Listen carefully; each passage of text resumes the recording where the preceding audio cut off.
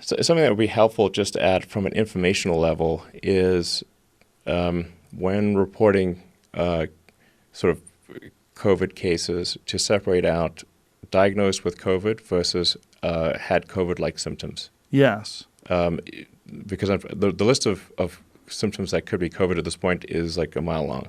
So it's like hard to, if you're ill at all, it's like it could be COVID. So just to give people better information, definitely diagnosed with COVID or had COVID-like symptoms. We're conflating those two, so that it looks bigger than it is. Then, if somebody dies, was COVID a primary cause of the death or not?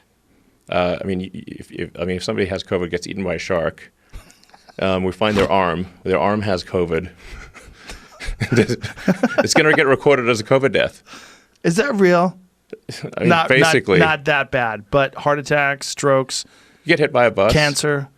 If you get hit by a bus, go to the hospital and die, and they find that you have COVID, you will be recorded as a COVID death. Why would they do that, though?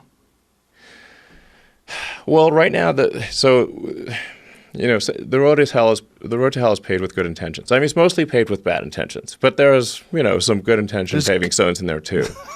And the stimulus bill that was intended to help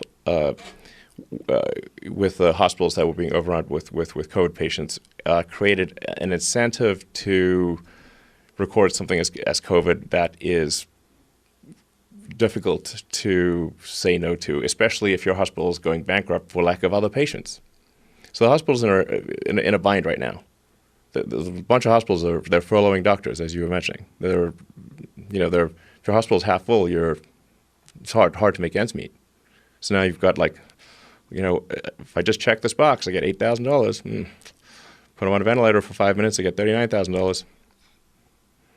Or I got to fire some doctors.